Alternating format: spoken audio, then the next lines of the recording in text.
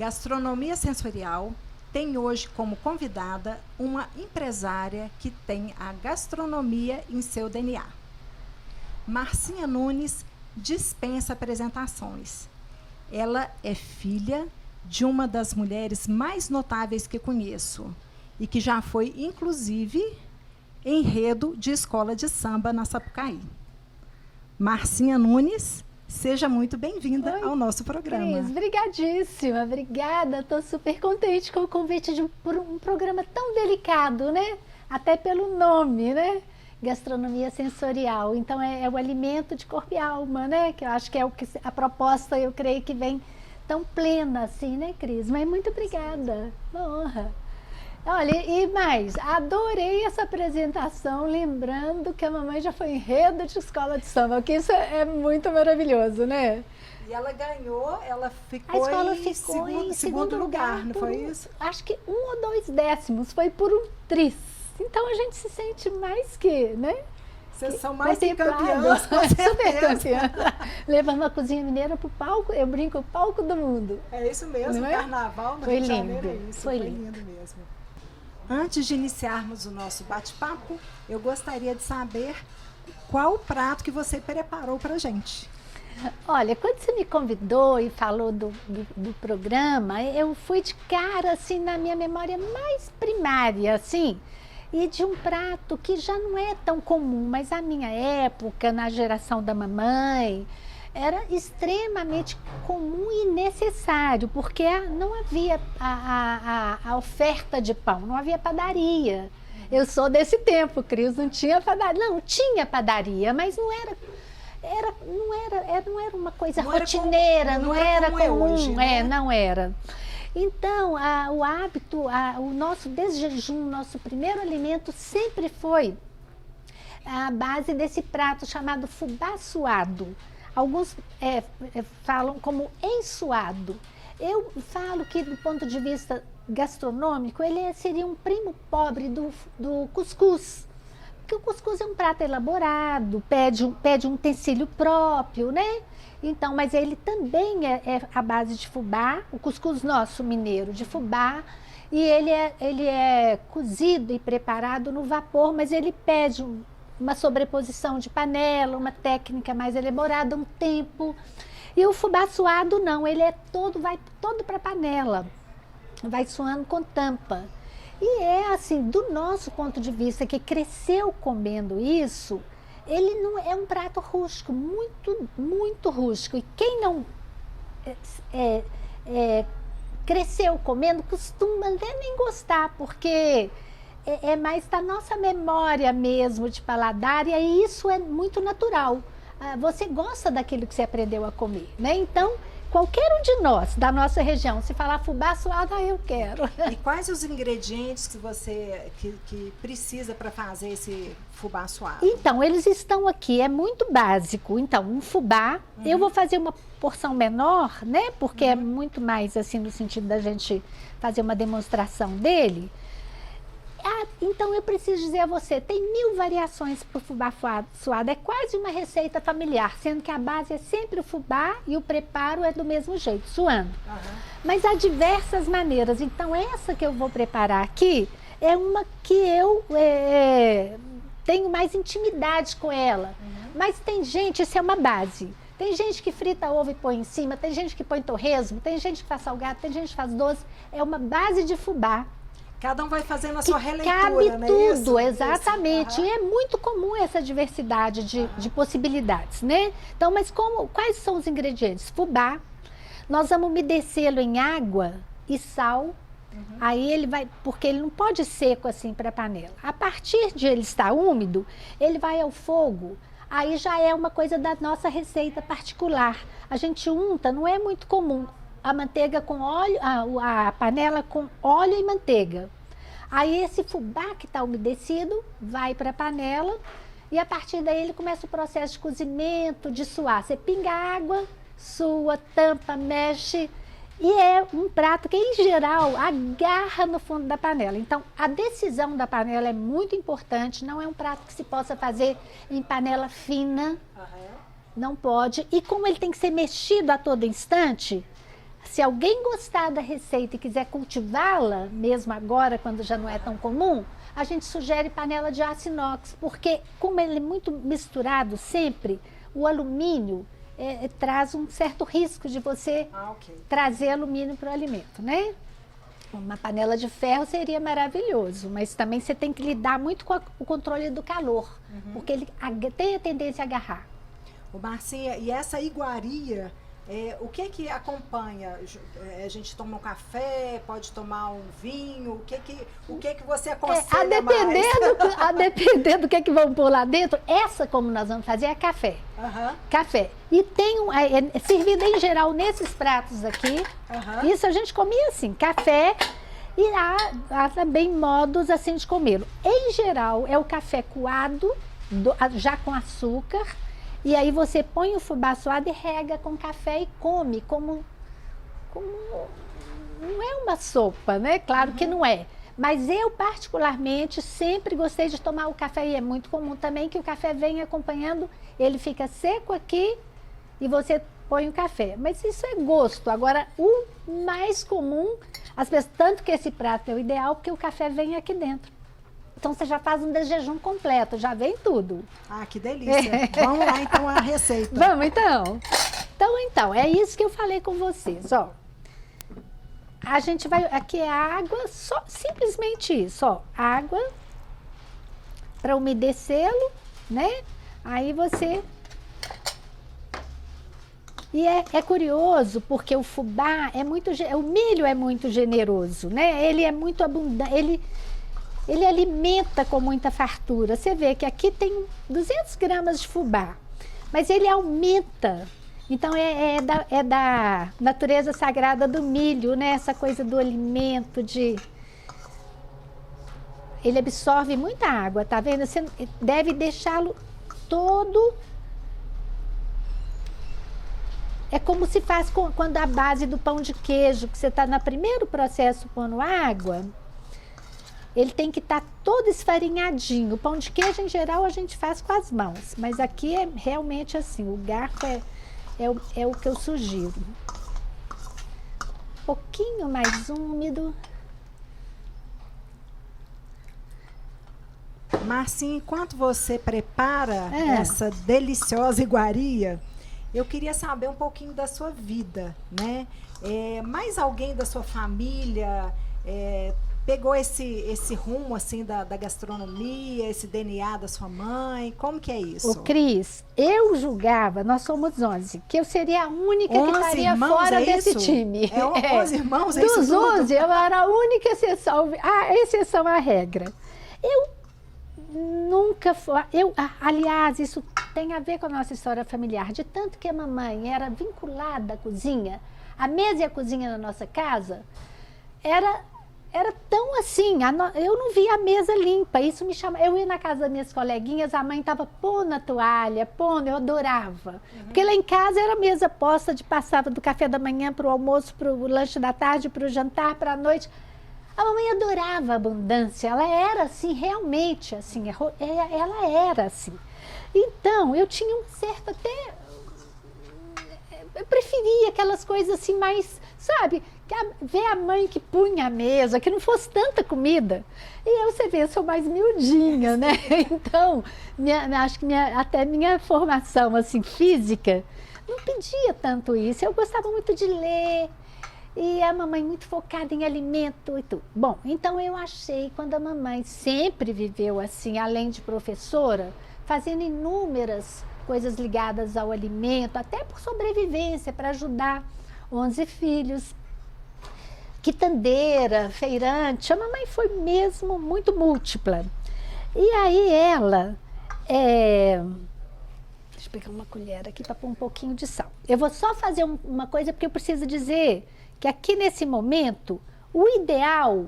Eu vou fazer aqui uma coisa que eu não sugiro, não. O ideal é dissolver o sal em água, para que ele fique, ó, vou pôr isso aqui, ó, tá vendo? Deve ter aqui uns 15 gramas de sal, mas como ainda tá, eu vou fazer assim, mas ele pode, o melhor... Só dando uma salpicada, né? Uma salpicadinha, e que quando ele vá para a panela, porque a maioria das pessoas leva o sal depois, E a gente costuma achar sal meio mal misturado. Ou se você dissolve em água, nessa água que vai umedecê-lo, ou faz isso como eu fiz aqui, tá? Bom, então voltando, aí a mamãe naquela abundância toda, eu pensava que eu jamais me envolveria. Tanto que eu segui outro caminho, eu fui para academia, fui fazer história, fui ser professora.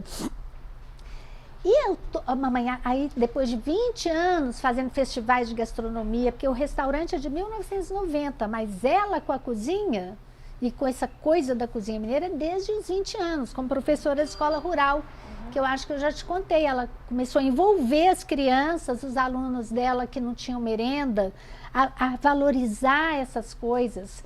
Por exemplo, ela fazia merenda coletiva. Isso é uma das coisas que ela fazia. Ela fazia uma merenda compartilhada com as crianças, porque eles não tinham. E tinham vergonha. Então, ela teve um acordo com os pais que eles iam ajudá-la a preparar a merenda na escola rural. Por exemplo, o dia do fubá suado, cada um trazia um pouquinho de fubá. O que todos tinham. Sempre ela fazia o que todos tinham, que ela queria aumentar a autoestima, a valorização do nosso patrimônio gastronômico.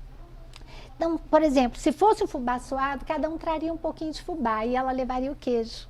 Entendeu? Ela compartilhava, assim, aquilo que era mais difícil para eles. Então, bom, ela começou assim... Gente, uma sensibilidade, né, da dona É uma Lucinha. visionária, né? Nossa, gente, isso... Porque ela percebeu que as crianças tinham vergonha de levar essas coisas. Então, ela, para valorizar, ela muito delicadamente, muito sabiamente, ela propõe aos pais ajudá-la a fazer a merenda, porque ninguém tivesse que trazer nada. Para ninguém ter vergonha. Para ninguém ter vergonha. E para começar a fazer isso também em casa, né? Perpetuar o patrimônio gastronômico nosso, que se a pessoa tem vergonha, isso morre um dia. Né? Porque a vergonha faz com que você descarte aquele saber. Né? Porque da vergonha você não compartilha. E ela falou, isso é patrimônio, isso é para ser eternizado, né? A tradição não pode morrer aqui com coisas que são tão nossas, né? Então ela com crianças, então a mãe começou assim. Isso hoje eu dou assim, para mim eu acho assim das coisas mais nobres e belas, né? Eu destaco isso entre uma história tão bonita da mamãe, ela ter tido não é uma sensibilidade, Cris? Demais. Ela começou assim, aí isso gerou 20 anos depois, aí disso cresceu. Ela... E essa história ainda é lá no cerro, né? Lá na fazenda, na roça, roça da roça. Os meninos iam tudo andando, filho dos vaqueiros, dos agricultores, os alunos dela. Não tinha merenda escolar, nós estamos falando de 60, 70 anos, 70 anos. Ela há 70 anos pensando nisso, Cris. O que hoje é gastronômico, olha o que vocês estão fazendo aqui, valorizando. Vindo para justamente documentar aquilo que ela viu que tinha valor há 70 anos, mas que depois as outras gerações, ela sabia que a gente já estava correndo risco. E esse que é o nosso propósito, Marcinha. Não é? Com certeza. Aí... E como que você entrou, né? Pois aí minha filha, mamãe vai fazendo festival, meus irmãos todos super envolvidos, porque depois abriu essa casa, foi um sucesso total, um ano depois abriu outra, um ano depois abriu outra em São Paulo e mais um ano depois outra. Foram 4 casas em 4 anos, porque 11 filhos. E todo mundo viu ali uma possibilidade real de sobrevivência, de negócio. E eu, nada. Até que eu engravidei de gêmeas, e tive gêmeas. Aí eu continuando professora, mas elas, quando elas fizeram 1 ano, 2 anos, eu comecei a sacar que estava perdendo, assim, gente, o restaurante bombando e elas precisando mais da minha atenção. E o professor leva assim, de trabalho para casa, né? Eu ia fazer as correções, uma queria papel, outra queria caneta. Falei, aí meus colegas falaram, Marcinha, você gosta de dar murro em ponta de faca? O que você está fazendo aqui na escola? Porque professor sempre desvalorizado, não é verdade? Desvalorizado. E eu tinha uma alternativa. Eu falei, não, eu não levo jeito para coisa, não. Eu não, vou ficar aqui mesmo. Até que um dia eu percebi que eu podia dar mais atenção a elas e que isso estava muito importante para mim. Aí eu falei com a mamãe, mãe, eu estou pensando em dar uma ajuda no restaurante. Acho que ela até assustou. Será que ela tem jeito para isso? Não, eu tenho certeza que ela falou assim, ó, você vê, mamãe, eu sabia na hora dela dizer, ela falou, você venha, mas não pense que ganhar dinheiro com restaurante é fácil. Então ela já me tirou aquela coisa do glamour. Aquela ilusão, porque meus colegas, né? e eu também, gente, o restaurante bombando, tem fila para todo lado, todo mundo quer ir lá. Então vai ser, vou para lá e vou ganhar dinheiro. Ela falou, cuidado. Aí, quando ela viu que eu fiz assim, eu falei, nossa, acho que eu não sou bem-vinda. Mais ou menos eu pensei. Aí ela falou comigo, olha, você vai fazer para mim uma coisa, eu tenho um compromisso com o França Júnior. Ela puxou e levou. Eu tenho um compromisso de fazer uma homenagem ao França Júnior, no Cantinho do França, porque antes dele morrer, ele morreu num acidente gravíssimo de carro. O escritor que estava bombando na época, Serrano, conterrâneo dela, e falou, dona Lucinha, eu quero uma mesa para ser o meu cantinho na sua casa. Se eu não estiver lá, meus amigos estarão. Então ela queria fazer uma homenagem ao França, o Cantinho do França. Mas ele faleceu num acidente fatal de carro. Aí ele... Agora nós vamos passar para lá, senão eu falo demais. Com certeza. Aí, o que aconteceu? Ela falou, então você prepara o Cantinho do França para mim. Morri de amores. Conversando com Jorge Amado não, a Paloma, na época, ele até inclusive estava cego. Lígia Fagundes Telles, Ziraldo, ele tinha uma amizade, eu nem vou citar nomes que são tantos, além dos Adão Ventura, Carlos Herculano me ajudando a fazer, Antônio Barreto, escritores maravilhosos. Eu me senti... Aí eu fiz uma festa tão grande, que eu também sou festeira, sou isso, sou igual a mamãe. Nós enchemos a rua, a festa foi tão bombástica que lotou aqui a rua, porque eu chamei tudo do universo da cultura e da arte para fazer um coquetel em homenagem ao França Júnior, o Cantinho do França que está aí. Agora eu vou levar isso aqui, que está aqui, ó. Tá vendo como ele cresce, Cris? Ele quase que dobra, ele cresce mais ainda. Então você vê a abundância que tem no milho, a generosidade, né? Isso é bonito ressaltar. Então nós vamos para lá, eu vou levar, vou deixar aqui, vou ligar o fogo aqui. Vamos ao fogo, né? Então, eu vou buscar aqui as coisas que eu vou iniciar. Que é óleo e manteiga, a panela está aquecendo um pouquinho. Como eu sugeri, uma panela mais grossinha dentro do possível, né? Um pouquinho mais grossinha. Vou precisar de uma colher aqui, peraí que eu vou buscar. Então, ó, um pouquinho de óleo, não é muito, tá vendo? A panela já está aquecida. Nunca, uma dica assim de comida, de cozinha, que a mamãe tinha isso como primordial. Nunca uma panela fria, para você começar a colocar qualquer ingrediente nela. A panela quente. Primeiro ela aquecida, ela ganha, você já começa a conversar com o fogo, né? Aí um pouquinho de óleo, um pouquinho de manteiga. Ele fica mais gostoso quando você faz essa mistura.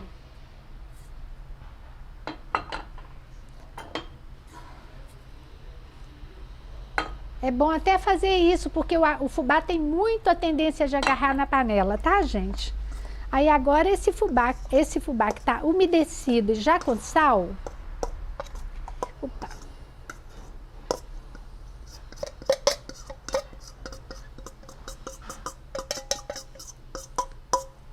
Isso.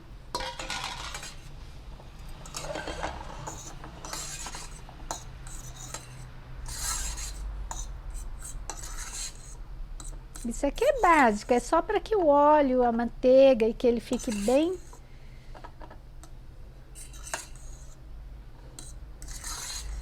Da agora para frente, água.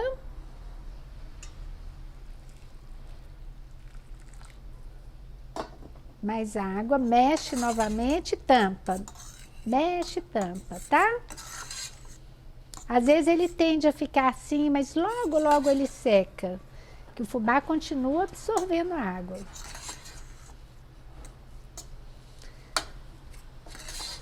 Isso aqui era assim, diário na minha vida inteira, na minha infância toda, na minha adolescência inteira e na nossa casa, aqui ainda em Belo Horizonte, quase que sempre, porque quem chega fala, tem fubá suado?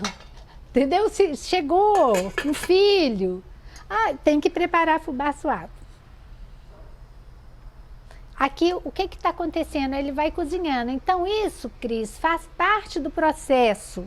É o tempo agora, porque você tem que estar atento à panela, porque ela, a todo momento você tem que pingar água, destampar, pingar água, destampar e mexer. Pingar água, até que você sinta que ele está plenamente cozido. E aí o pessoal, as antigas cozinheiras lá da nossa casa, e todos falam, como que você sabe que ele está pronto? Ele fica muito soltinho da panela, você vê que ele está cozido. Mas elas têm uma técnica muito curiosa. Bate e faz assim, ó. Escuta, tem que dar barulho de barriga inchada. Ai, é muito bonitinho esses saberes, né? Simples. Eu não sei como é que é esse história de barriga inchada, mas você vai ver, ele faz assim, tum, tum, tum. Você já viu quando as mães da gente não faziam? Sim, o médico não faz? Para ver se tinha gás, alguma coisa assim, isso, né? aí é o ponto. Esse é o ponto. Ai, ai. Nós já tivemos tantas festas aqui, né? O meu aniversário, que bombou, você lembra? Foi demais. Inclusive o Irving estava aqui. Estava aqui. Acho que foi a última vez que eu vi. Foi a última vez que você encontrou com ele, isso mesmo. Teve o Araxá em BH, aquele evento que eu fiz com o Álvaro Maneira, né? Foi lindo. Trouxemos aquele chefe maravilhoso para cozinhar aqui. Não é mesmo? O Cris, inclusive, desse evento Araxá em BH, que você sabe, aqui é uma casa muito serrana, de cozinha muito local, mas ela tem essa representatividade, por ser muito típico, ela é muito acolhida por turistas e tudo. Mas, assim, do ponto de vista mais de ligação umbilical, é com o Cerro. Mas o que aconteceu depois do Araxá em BH? Que aconteceu uma coisa tão linda, que a gente não conversou tanto, eu não sei se você sabe.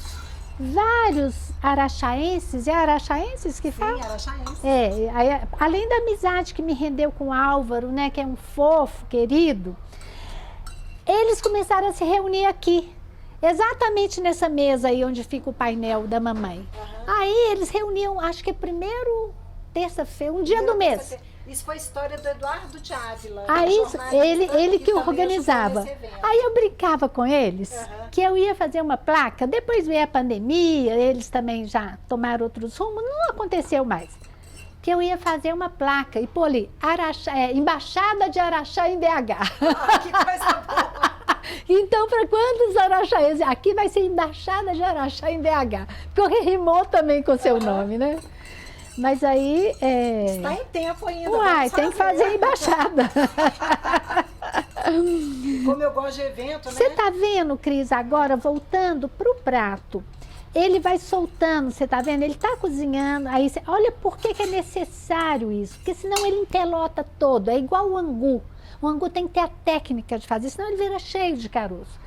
É igual a carne, quando a gente está fazendo carne moída. E moída, exatamente a mesma coisa, Então é necessário isso, e que essa água venha aos poucos, porque se você puser demais, ela vai secar, mas ela demora, ela vira meio assim, plasta muito. Então é isso, pinga e sua, ó. Isso aqui não é muito necessário. Eu estou com água quente ao meu lado, porque depois nós vamos fazer um cafezinho, então já estou preparando. Mas não precisa ser água quente, não. Mas o importante é isso, pingou, aqui ó, ele vai suar. Essa é a linguagem, até o nome do prato diz fubá suado. Ele está suando aqui. Né? O Marcinho, voltando aos eventos, eu lembro um evento maravilhoso que teve congado aqui na porta. Eu acho que você foi receber. Eu não falei que eu sei que eu sou festeira? Eu sei. Ó, eu escrevi.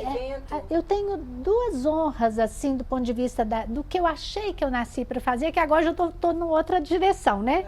Que seria mais ligada à academia. Então, eu ajudei a mamãe a fazer o livro História da Arte da Cozinha Mineira, esse que foi parar na mão dos carnavalescos da Salgueira e que rendeu um carnaval. Foi por conta do livro. Eles começaram a ler e viram um momento lá que fala de uma coisa do universo indígena, maravilhoso. E aquilo, para eles, foi assim, tem um carnaval aqui. Que é uma coisa de um delírio que acontece baseado num modo de comer bicho de taquara, que era um alimento assim na época da chegada da descoberta do ouro e dos primeiros tempos de Minas. Então,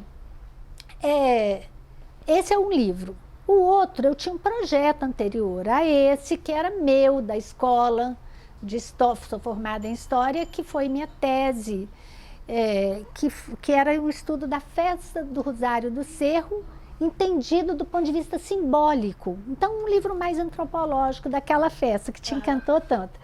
E eu fiquei 30 anos, mais ou menos, com esses escritos guardados, tentando publicar, deixei para lá, veio o restaurante, veio as filhas e guardei. Até que depois aconteceu, tudo ficou propício para o lançamento dele, e como ele fala de uma festa, ele é um livro que é uma festa, né? A festa do Rosário do Cerro, um ritual de 300 anos ou mais, né? Então, intenso, com danças de caboclo, de marujo, de catopê, com reinado. Eu falei, não vou lançar esse livro dentro aqui não, nem em lugar, não vou lançar na rua. E foi maravilhoso. Eu trouxe marujo, caboclo, catopê, dançante em parte do reinado. E aí, você viu, eu levei uma mesa imensa ali para aquele deck, gamela de torresmo, queijo, e eles dançaram. E eu lancei o livro assim, não foi? Foi lindo? Isso mesmo, foi lindo. E foi para mim, então, ainda mais, eu celebro mais ainda a honra de ter lançado o livro, a honra de ter recebido os dançantes aqui, amigos, tudo. Foi que também foi a última vez que a mamãe esteve nessa casa. E ela ficou tão deslumbrada, faz que ela já não estava meio adoentada, estava vindo muito pouco aqui. Tem uma foto dela assim, a última vez, assim, ela era louca para eu lançar esse livro. Ela falava, Márcia, isso não é coisa que tem, isso não pode ficar guardado, seu estudo é maravilhoso. Ela sempre entusiasmada com as coisas, né? Me ajudou a tentar patrocínios dentro do que ela pôde. Me ajudou até eu conseguir uma parte de patrocínio da CEMIG através de um pedido dela. Foi aprovado, né? Uma parte. Então, ela ficou tão deslumbrada de me ver lançando o livro e estar na casa, vendo a festa do Rosário, que ela tinha sido rainha, já foi rainha do Rosário, super devota de Nossa Senhora do Rosário.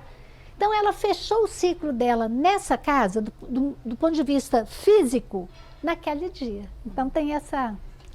Eu tenho uma lembrança muito interessante da dona Lucinha, foi a inauguração desse fogão aqui. O caso desse fogão é assim, Cris. Eu lembro que estávamos aqui, eu, Álvaro, de Araxá, você e ela. Pois é. Foi na inauguração aqui, você pois lembra? é, foi mesmo, nós temos uma foto com ela aqui.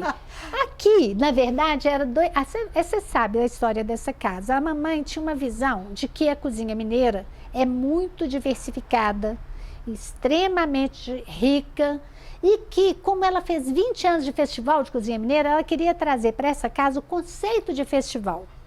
E então ela, na visão dela, abundante, do conhecimento que ela tinha, do valor que ela via nos nossos pratos, ela falava, eu não quero abrir uma casa, essa é a primeira casa dela, mas com um serviço de à la carte, porque eu acho que isso reduz a possibilidade da apresentação. Ela tinha noção que ia receber turista de todo canto, como de fato recebeu, gente do mundo todo. Aí ela falava, eu preciso mostrar, eu vou mostrar minha cozinha em modo de festival, que é a experiência que ela tinha. Então ela fez essa casa com duas cozinhas, mas ela entendia que gastronomicamente a cozinha da fazenda não combinava tanto com a cozinha do tropeiro. Não combinava assim, por exemplo, você pôr angu com... isso é relativo, mas você pôr angu por exemplo, com tropeiro, tá certo? Então não era. Então há uma combinação para que as pessoas não misturassem tanto. Ela falou, eu vou pôr cozinha da fazenda, cozinha do tropeiro, que ela entendeu por intuição dela que a cozinha de Minas, ela tinha esses dois caminhos. Isso é muito legal, depois se tornou assim, os estudiosos de alimentação entenderam que foi um pulo do gato que ela deu. Você entender que a cozinha tropeira é diferente, a cozinha tropeira anda com isso aqui, ó, uma trempe para cozinhar, uma panela de ferro, porque ela é ambulante, ela não pode derramar, não pode ser molhada, ela não tem nada fresco. Já a cozinha da fazenda tem quintal, tem pomar, tem chiqueiro, ela não vai viajar. Então, a cozinha da fazenda em Minas, você pode ver os pratos. Frango com quiabo. Um tropeiro não podia fazer isso. derramava tudo. Frango com quiabo, frango com molho pardo, canjiquinha com costelinha. Esses ensopados, todos eles combinam, quase que na maioria, quase em 100% deles, com angu e couve. É a combinação por excelência. Já a cozinha do tropeiro, ela pede farinha, carne de lata, feijão. É basicamente isso, gordura, torresmo. Tudo uma delícia, né, gente? Não tem tudo jeito. Delicioso, mas com linguagens diferentes, de preparos diferentes. Ô Marcinha, e continuando aqui falando a respeito dos eventos, né, que nós gostamos bastante, né? Eu queria saber com você o que você acha, como que vão ser os eventos daqui para frente aqui dentro da sua casa, né, com essa restrição que a gente está tendo em função da pandemia. Você sabe, Cris, que aqui, além de promover muita coisa aqui dentro, além dos que a gente já falou, eu sempre fiz saraus. Eu fiquei 3 anos com amigos declamadores fazendo saraus aqui dentro, bombava. Saraus com declamação de poesia, com palestras, com canto, com dança flamenca, fiz de tudo um pouco aqui. Porque eu gosto dessa coisa, a gente associar a comida à cultura, é tudo um complexo assim. Mas aí veio a pandemia, então hoje eu realmente ainda não tenho uma resposta para essa pergunta, porque tá tudo ainda tão assim frágil, né, do ponto de vista do que possa ser. A gente tem esperança, vacinação, mas tudo isso pode mudar, tá tudo muito. A pandemia trouxe para nós uma desconstrução do que estava sólido, então não sei se retoma. Mas assim, todo mundo me pergunta, cadê, vamos, acabou isso, todo mundo vacinado, vamos fazer sarau, vamos não sei o quê. Eu participava de várias feiras de rua, com Eduardo Maia, todas que me convidavam, com o Irving eu fiz inúmeras feiras, nós dois lado a lado.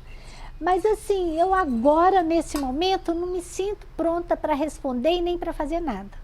Entendeu? Entendi. Por hora. Então, eu acho que tem que dar tempo ao tempo. A gente está no momento de espera. De espera. É isso mesmo. Eu acho, Estou em modo de espera. Okay. Ó, vamos ver se a barriga já está dando o barulhinho que a gente Como fala. Que é isso aí? O barulhinho. Ele teria que estar mais seco um pouquinho, mas ó.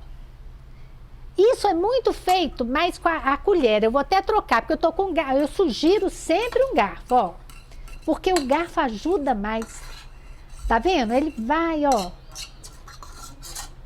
Ó, tá vendo? Você ajuda e ele vai secando e vai ficar mais soltinho, tá? Mas eu vou pegar uma colher pra gente ver o barulhinho que tá dando aqui. Ok. Opa. Peraí, deixa eu ver se eu... Essa panela não vai favorecer muito, não. Tá vendo? É um barulho oco, seco. Oco, mas ele ainda precisa mais um pouco, Ele é seco. Eu lembro sempre das cozinheiras fazendo isso, ó. Batendo nele. Eu falava, pra que bate nele? Então é muito bonitinho. Mas na prática, a gente sabe pelo olhar que ele tá cozido, prova, né? Você pode fazer a técnica da prova. Aí você vai saber se ele tá quase. Tá quase. Vou pingar mais uma água nele. E aí a gente pode partir para uma outra coisa que é muito particular, além daquela mistura de óleo com manteiga. Que é uma sugestão que eu sempre dou, que a maioria faz só com óleo. Uhum. Eu acho que precisa da manteiga para trazer... Eu finalizo a última vez que eu molho ele, também um aprendizado com uma dessas cozinheiras que eu já vi fazer milhares de vezes esse prato, pingando leite. Porque então, tendo um pouco de manteiga, um pouco de leite e depois o queijo, ele traz mais equilíbrio nutricional, né? Porque o fubá vai trazer para você o sentimento de saciedade. Mas aí aqui ele tem que estar pleno, porque é um alimento. Isso é seu café da manhã ou seu lanche da tarde. É muito usado como lanche também. Então, quanto mais assim ele estiver equilibrado nutricionalmente, melhor. Então, aqui entrou manteiga, vai entrar leite e vem queijo para finalizar. Ele é um prato salgado? Alguém pergunta. É um pouco, ele leva sal. Ele é um prato doce? É um pouco, ele também termina com açúcar. Ai, ai. Ele deve ficar gostoso fazer tipo Romeu e Julieta também, né? Colocar O quê? goiabada com queijo também. Uai, deve ficar cabe interessante. tudo. Esse prato, ó, essa base aqui, igual ele tá, você pode pôr torresmo e fritar ovo, ele é uma comida. Entendi. Você pode pôr, tem tantas variações que eu já vi fazer, entendeu? Aham. E cada um tem seu gosto. Agora, pro café da manhã, o que eu sempre cultivei, né, não, que eu vi, né, que eu aprendi, foi assim. Não, você pode criar, sei lá, uma coisa até, sei lá, põe torresmo, couve, pode tudo. Ele pode ser uma base aqui. Eu já vi chefes de cozinha fazendo isso. Entendi. Bem releitura, né? Que não é... Aqui, ó. Como eu não tomei café da manhã... Nós já vamos minha comer boca- fubá suado. Minha boca já tá aqui Ó, vou só mais... salivando. Ele tá perto de estar pronto, tá? Vou deixar mais essa. Você tá vendo que a gente pinga água muito pouquinho? Tá? Muito pouquinho. Passar a água pra cá. Tá quase, quase. Eu vou só agora buscar ali o leite, que já já eu vou pegar o leite, ponho o queijo. Aumentar o fogo um pouquinho. Então, essa atenção de mexer sempre, que se eu não tivesse fazendo isso, ele já estava agarrado, isso queima. É curioso como ele agarra. Aí ele queima. Além de, fica, né? Então, toda hora precisa fazer isso, ó. Ele tá com a carinha Você boa, tá vendo que ele tá delicioso, soltinho? Fica gostoso. Eu gosto de tudo à base de fubá. Você à base gosta? de- Então acho que você vai gostar disso. Ó, isso dá uma saciedade. A gente comia isso para ir para aula. Comia de manhã, 7 da manhã, 6:30 da manhã. 6 da manhã já tinha uma panela lá em casa, somos 11. Você imagina o tamanho da panela e da dona que fazia, coitada. Você imagina? Porque todo mundo apaixonado com fubá suado. Todo mundo comendo um prato. Era muita gente, né? Ô, Marcinha, e quantas Agora- casas que vocês têm agora? Agora, nesse momento, tem essa em Belo Horizonte. Aham. Uma só exclusiva em delivery, que era a Casa da Sergipe, que agora está focado só em delivery, em outro ponto, em outro endereço. Em São Paulo temos uma unidade e temos também no outlet o Armazém Dona Lucinha, com quitandinhas, é o que eu tinha aqui, que eu Aham, tentei eu trazer para lembro, cá, não lembro. deu muito certo. Então, essa é uma ideia assim, que a gente inaugurou, com vistas a franquear quitandas, doces, mas ainda agora veio tudo depois da pandemia, ninguém tudo vai sabe. ser- tudo vai ser reestudado, né? Tudo, é.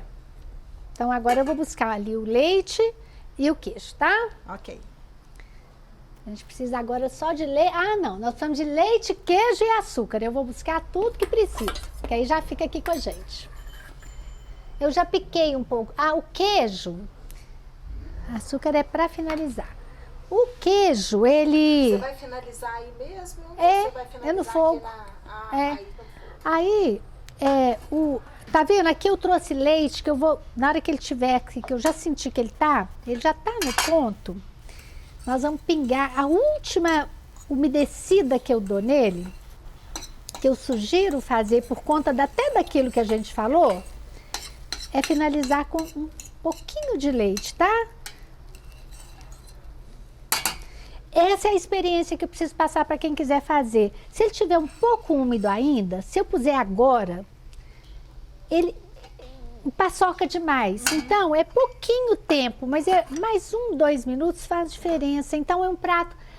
A mamãe um dia falou comigo, Tem que ter paciência, né? a mamãe falou, as coisas simples. simples são difíceis, são complexas. Igual ela falou, todo mundo pensa que angu não é, que é um prato bobo, que é um prato grosseiro. Angu tem uma sabedoria, o tempo de cozimento, o tipo de panela, o modo de mexer, a proporção. Se a pessoa não tiver uma experiência vivida do angu e essas dicas, ela fica ou fica cru, ou fica todo desandado, né? Não tem densidade, É o mais água, menos água, quanto tudo tempo? isso. Que São, tipo de farinha? Né, esses são as coisas, esses modos de fubá. fazer. Mamãe decidiu dedicar a vida dela a guardar, ser guardiã dessas técnicas. Porque não adianta passar só uma receita, é preciso passar aquilo que ela pede para ficar perfeita. São técnicas muito simples, mas são nossas. Né? Um italiano sabe tudo sobre as coisas dele. Né? Um francês sabe tudo sobre as coisas, sobre as técnicas de cozimento. São os pequenos detalhes. Então, por exemplo, saber que está cozido pelo paladar ou por isso aqui, ó. Olha o tum-tum-tum-tum, ó. Ó. Põe aqui para você ver. Isso é sensorial, você está escutando? né? Isso é sensorial. É totalmente sensorial. Eu precisei do ouvido. Com certeza. Aí, agora, ó. Vou pingar um pouquinho de leite, né? Que é isso que a gente já conversou sobre ele, ó. E vou, por fim, fechar para dar a última suada. Aí vem a delícia mineira, que todo mineiro ama, nenhum mineiro vive sem queijo. Fubá suado, um fubá suado sem queijo é... Ô, Marcinha, eu desconheço mineiro que não gosta de queijo. Não existe. Eu acho que eu não conheço. Você conhece algum? Não, nenhum. Não tem jeito, não.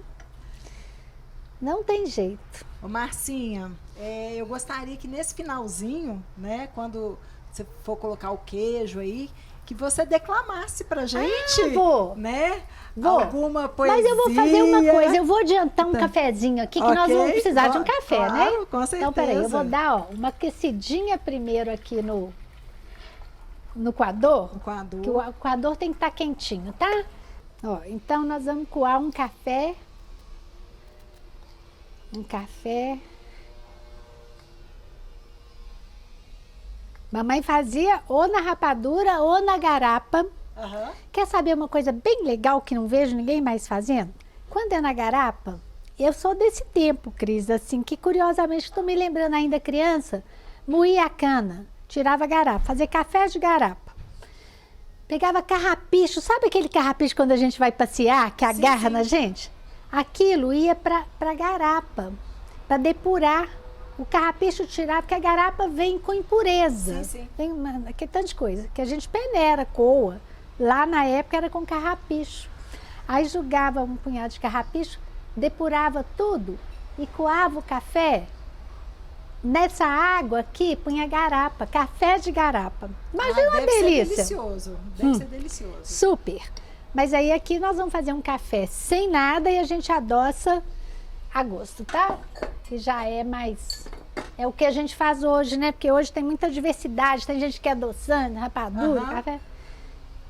Eu gosto bem do café com rapadura. É gostoso, né? Essa primeira água, a gente tem que esperar ela escorrer inteira.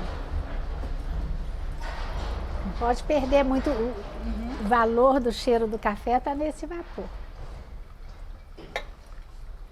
Tão gostoso, né? Um cafezinho passado na hora. E eu também desconheço mineiro que não gosta do cafezinho. Não, um cafezinho, né? Com queijo, cafezinho.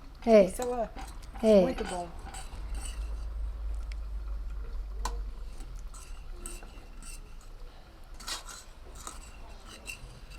E aí depois você coloca o queijo queijo e açúcar. E açúcar e tampa? Tampa. E fica quantos minutos? 1 minuto, é só aí, ele vai estar bem quentinho. Aí é o tempo do queijo derreter e o açúcar dar uma... Vamos lá, mais aguinha.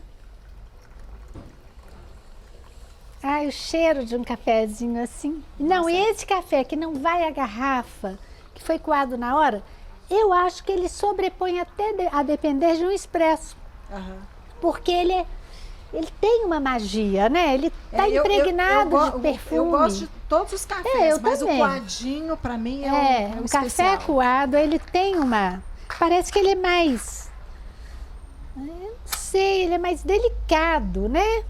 Tem cheiro de casa de mãe, né? É isso? Tem.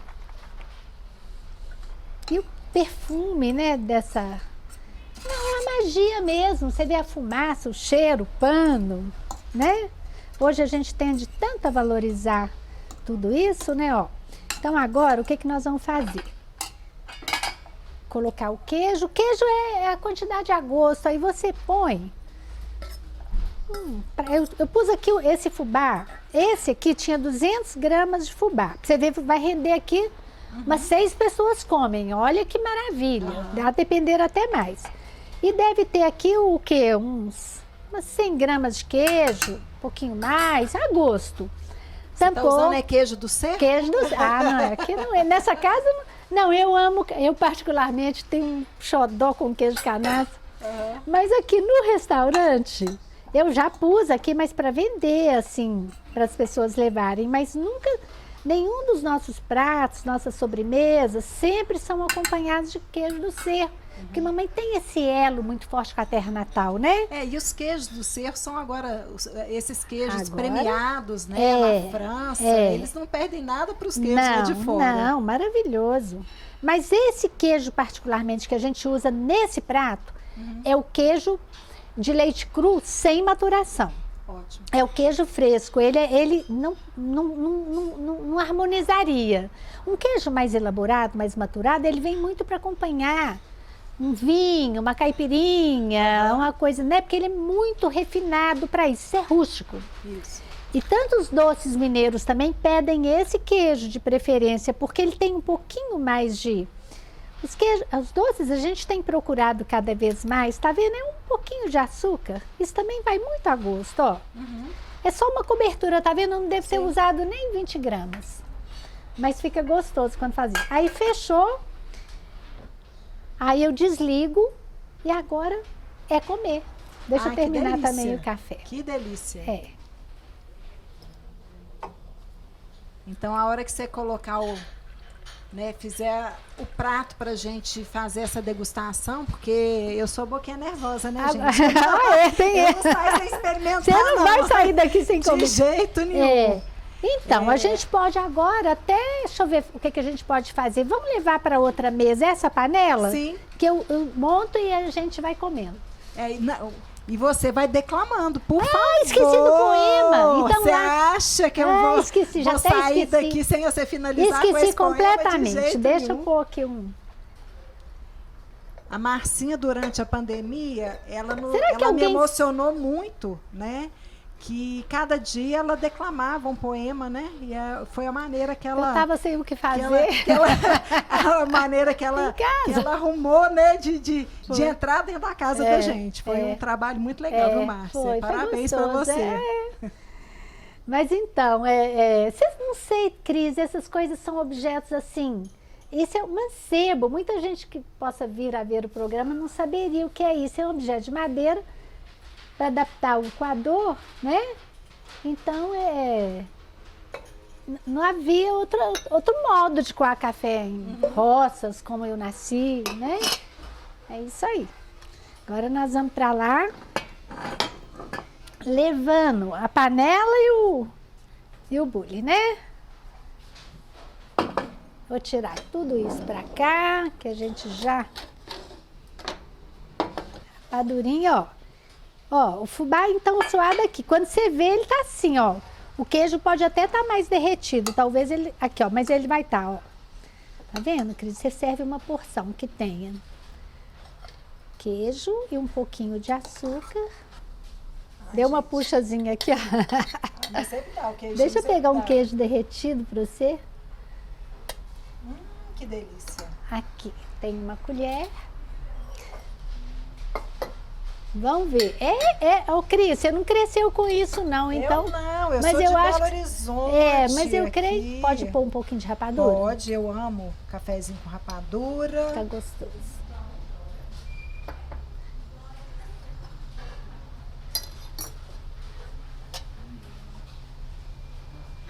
Isso aqui, vou falar com você. A maioria das pessoas que eu conheço come assim. Entra aqui agora, o café feito adoçado e come assim.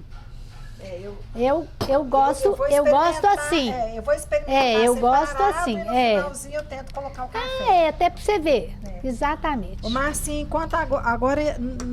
enquanto eu degusto aqui, eu queria que você falasse a poesia. Qual que você separou pra gente? Então, eu pensei, quando você falou... Aqui, que bom o queijo. Isso é o nosso pão. É o pão nosso de cada dia, viu, Cris? Amém. Gente, tá delicioso. Tá bom. É o que você falou, né, gente? É um prato tão simples, mas ele é complicado, porque ele demora um tempo. Você come um prato assim, uma porção, você vai até o almoço seguramente, totalmente nutrida. Se você for fazer academia, trabalhar, qualquer coisa, você se sente aquecida, é tão curioso. Gente, é uma delícia isso. Não é bom? Estão me torturando. Aí, vamos então. Eu pensei, diante de um prato que tem o milho como base, né? Eu pensei na oração do milho de Cora Coralina. Senhor, nada valho. Sou a planta humilde dos quintais pequenos e das lavouras pobres. De mim não se faz o pão universal.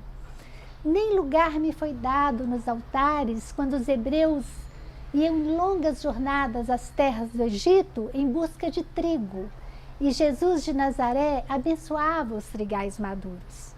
Eu era apenas o bró nativo das tabas ameríndias, o angu pesado e constante do escravo, a broa grosseira do pequeno sitiante, a polenta do imigrante, a farinha econômica do proletário. Mas eu, Senhor, sou o canto do galo na glória do dia que amanhece. Sou a pobreza vegetal agradecida a vós, Senhor. Eu sou o milho. É isso. Gente, que coisa mais linda. Conseguiu me emocionar, viu, nossa mãe?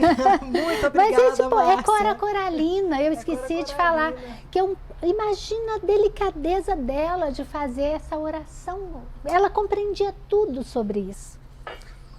Marcinha, nós aqui do programa Sensorial agradecemos a sua contribuição, a sua receita e essa história de vida linda que você tem junto, obrigada, com a sua família. Obrigada que foi feita através, da dona Lucinha, uma pessoa tudo isso assim, o que eu posso hoje trazer, tudo, eu sou o espelho, o reflexo, né, de uma experiência tão linda, desse legado que Deus me propiciou ter, né, com a mamãe, que realmente, quanto mais eu vivo, mais eu compreendo as coisas, a intensidade do que ela... Como é que ela, com 11 filhos, diretora, professora, quitandeira, quituteira, vereadora... Não, ela atuava, então, assim, como é que ela viajava o Brasil todo levando comida mineira, levava as cozinheiras do cerro? Não, eu sei a história que uma delas... Da cachaça? Que não queria viajar, né? Ela deu uma cachaçinha. Mamãe tinha noção de que elas iam ter medo de pegar avião a primeira vez. Ia para Belém do Pará, o primeiro festival... Não, primeiro não. Mamãe começou no festival aqui. Quando ela foi para Belém do Pará, que São Paulo ela foi de carro, Rio de carro, aqui de carro, tinha que levar as cozinheiras de avião. Ela sabia que elas iam ter medo. O que mamãe fez? Pôs na bolsa uma garrafinha de cachaça.